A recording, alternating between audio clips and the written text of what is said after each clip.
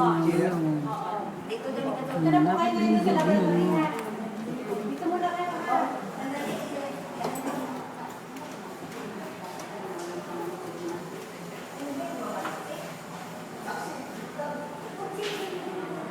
itong baba niya.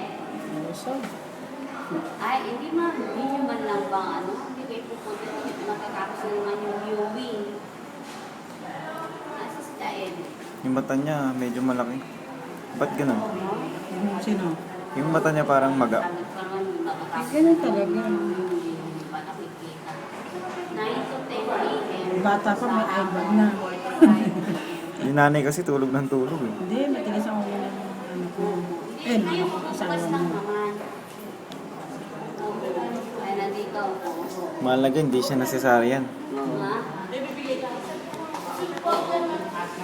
Kahit anong sabi mong pigil ng pagkain na ayaw pang papigil. Matigas ang ulo niya. Sabi ko maglakad. Kasi alam mo, Bawal siya maglakad ma. Ngayon lang ako. Meron siyang ano eh, hypertension eh. anong hypertension? Di ba mataas ang BP niya? Ayaw siya paglakadin. Kaya nga siya in-induce eh. Oo nga. Sabi nga niya. Sakto lang din pala. Sabi nung doktor nagle-labor na pala siya nung isang gabi. Hindi niya lang alam. Hindi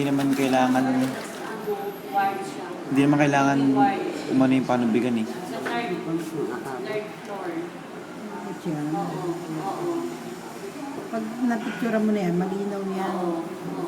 Basta yung ano ng hagdanan, ano? Is yung yung parang lumaki. Oo. Malapit sa may ano, nurseries. Nursery. Pati Sa na ano, yung nurse damit na ano sa station. ilong. Yan ang delikado pag na yung natakot yan sa ano. Yung dapat na kwarto. Ang galing ng balot eh no? Oo. Parang yung Shanghai. Yung bagay niya gumagula. Pag tumaas yun, maano sa ilong niya natakpan. Pwede na raw kami Baba yung maganda sa kanya. Baba nga, tsaka yung lips. Ha? Pwede na nga raw lumabas. Bakit ba pagdating sa babae, puro Nakakawala ng signal.